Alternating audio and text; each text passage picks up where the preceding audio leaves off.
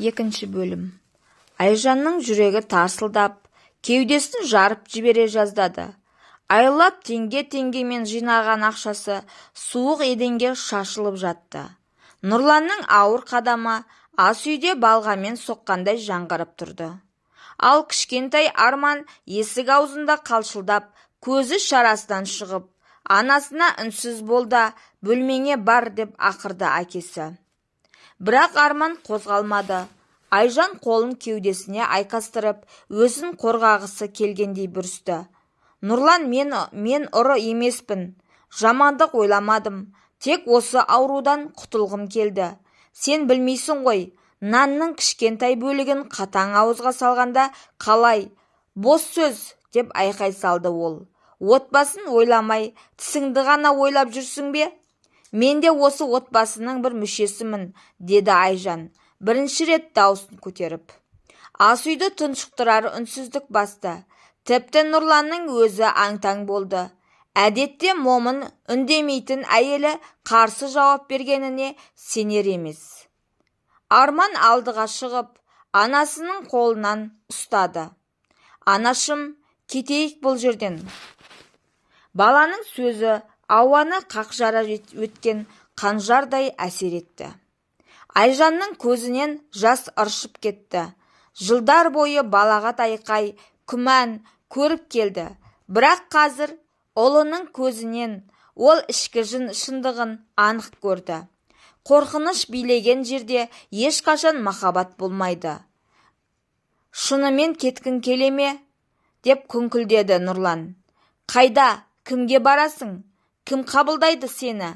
Тіссіз, қолыңда түгің жоқ әйелді. Айжан иегін көтерді. Дауысы дірілдеп тұрса да, ішінде жаңа күш оянған еді. Ешқайда барғаным артық. Бірақ мұнда қалмаймын. Ол орнынан тұрып, Арманның қолынан ұстап, есікке қарай беттеді. Нұрлан олардың жолын бөгемек болды. Бірақ бала кенеттен әкесінің алдына тұра қалды. Қойшы әке, деп айқайлады Арман. Әйтпесе мен енді сенің ұлың болмаймын. Нұрлан селт етті. Көзіндегі ашу бір сәтке сөніп, орнын қорқыныш басты. Айжан сол сәтті пайдаланып, есікті ашты. Сырттан еніп келген түнгі суық жел жүзін шарпып өтті. Бірақ Айжан үшін ол ең тәтті бостандықтың лебі болды. Алғашқы күндер өте ауыр өтті. Айжан мен Арман қаланың шет жағындағы әпкесінің шағын пәтеріне келіп паналады. Қолдарында түк жоқ, тек бір сөмке киімдері ғана. Бірақ Айжанның ішінде бұрын-соңды болмаған бір күш пайда болды. Әр таң сайын ұлына қарап, дұрыс шешім қабылдағанын ұқты. Ол қолына түскен істің бәрін істеді. Еден жуды, кір жуды, қарттарды қарады. Ең алғаш рет әр теңге тек өзінікі мен баласыныкі еді. Бір күні әпкесі оған айтты.